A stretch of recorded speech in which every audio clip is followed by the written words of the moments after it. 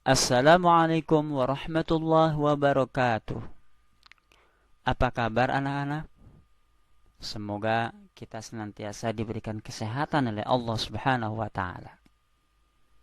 Pada kali ini, pendidikan agama Islam yang kita pelajari bersama-sama berkaitan dengan pelajaran hadis dan doa SIT SD Bina Bangsa Sejahtera.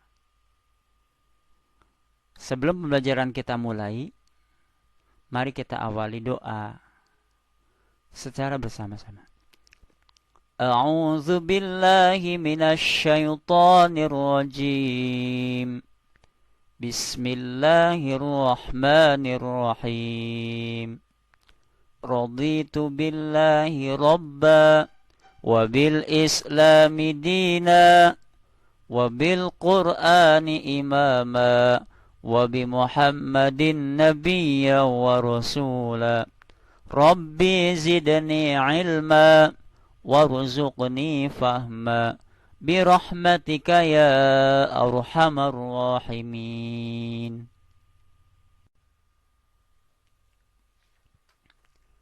Anak-anakku sekalian, materi yang pertama adalah hadis tentang larangan menghasut. Simak ya bacaannya. La yadkhulul jannata namamun. Artinya, tidak akan masuk surga bagi penghasut. Hadis riwayat Muslim. Diulangi kembali. La yadkhulul jannata namamun. Artinya, tidak akan masuk surga bagi penghasut. Anak-anakku sekalian,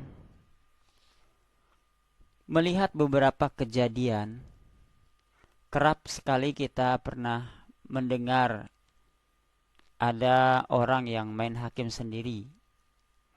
Masyarakat begitu tega melakukan penghakiman secara fisik, meski terkadang tidak tahu perkara yang sebenarnya.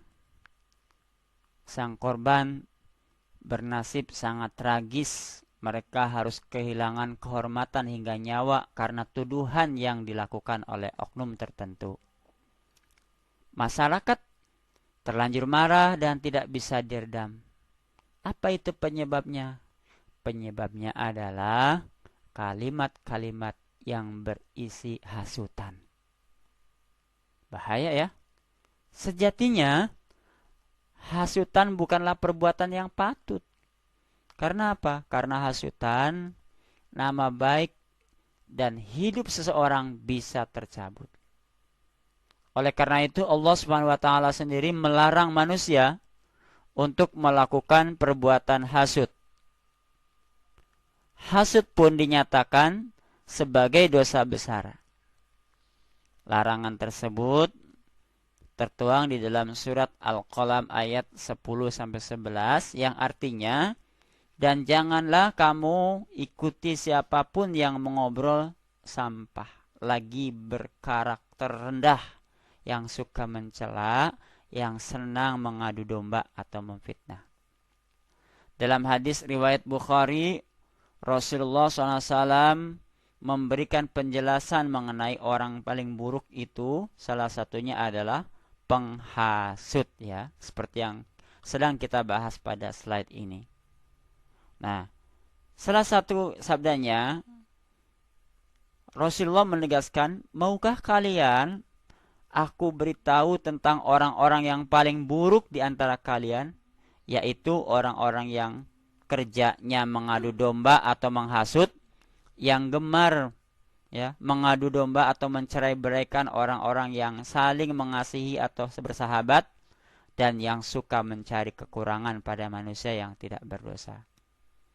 Ya. Bahkan dalam hadis ini sebagaimana ditegaskan oleh Rasul ya, bahwa penghasut itu tidak akan masuk surga. La yadkhulul jannata namamun ya. Tidak akan masuk surga bagi penghasut. Hadis riwayat Muslim.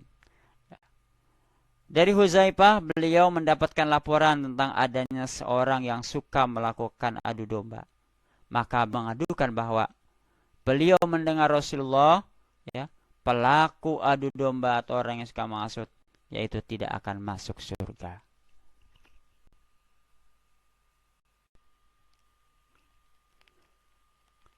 Materi selanjutnya adalah hadis menjaga lisan. Ya. Bagaimana hadis menjaga lisan? Nah, inilah dia hadis menjaga lisan. Ikutin bacaannya ya. Amsik alaika lisanaka. Jagalah lisanmu. Diulangi lagi. Amsik alaika lisanaka. Jagalah lisanmu. Hadis riwayat At-Tirmidzi. Anak-anak sekalian, ada pepatah yang mengatakan, lidah memang tidak bertulang, tapi ia bisa merusak ikatan, merusak persaudaraan, merusak ukhuwah. Ya. Menjaga lisan memang bukanlah sebuah perkara yang mudah, ya. Terutama saat harus berhadapan dengan orang lain. Terkadang, ya, kita hilap, ya. Bahkan kehilapan kata itu, ya, dapat merusak hubungan. Untuk itu berhati-hatilah kita semua dalam berbicara. Lidah memang tidak bertulang, namun lidah dapat menjadi pedang paling tajam di dunia. Betapa berbahayanya jika tidak bisa menjaga lisan. Hati yang terluka akibat sebuah ucapan tidak semudah menyembuhkan luka fisik. Ia dapat berbekas bahkan hingga akhir hayatnya. Itulah betapa pentingnya menjaga lidah. Bahkan dikatakan bahwa lebih baik diam jika tidak mampu berucap baik, ya. Jadi ini menjadi perhatian anak-anakku sekalian, ya. Bukan hanya sebatas kita menghafalnya, tapi juga tentu perlu ada, ya, penerapan bagaimana kita bisa menjaga lidah kita, ucapan kita, sehingga tidak membuat sakit orang lain, ya, tidak menyinggung orang lain. Ya, tentu harus hati-hati. Materi selanjutnya adalah doa ketika hujan atau doa saat hujan. Ikutin bacaannya ya. Bismillahirrahmanirrahim. Allahumma sayyiban nafi'a. Diulangi ya. Allahumma sayyiban nafi'a. Ya Allah, semoga hujan yang Engkau turunkan ini membawa manfaat. Ya, kita ulang lagi.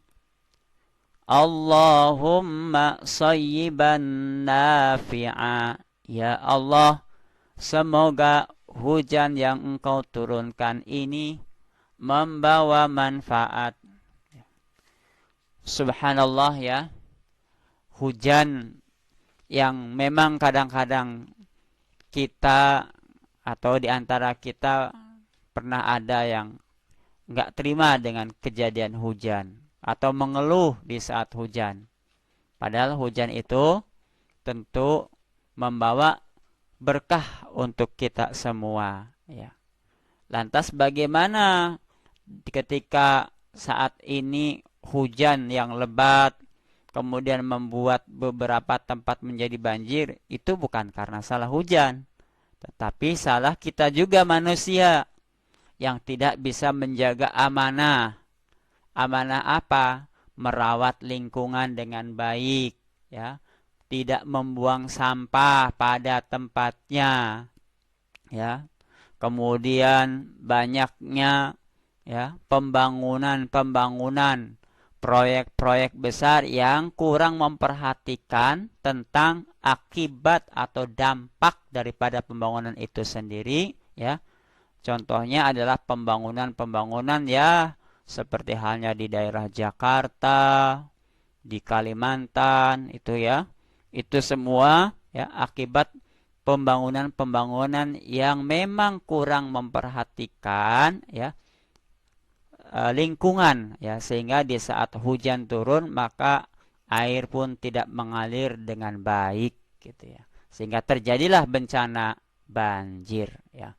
Oleh karena itu ya, sebagai muslim yang baik ya, ketika kita menjadi orang yang diamanahkan untuk membangun, diamanahkan untuk menjaga lingkungan, maka perlu kiranya kita pikirkan bagaimana agar hujan ini menjadi berkah untuk semuanya gitu ya. Yuk kita ulangi doanya ya. Doa saat hujan turun. Allahumma sayyiban nafi'a. Ya Allah, semoga hujan yang Engkau turunkan ini membawa manfaat. Diulang lagi. Doa saat hujan. Allahumma sayyiban nafi'a. Ya Allah, semoga hujan yang Engkau turunkan ini membawa manfaat.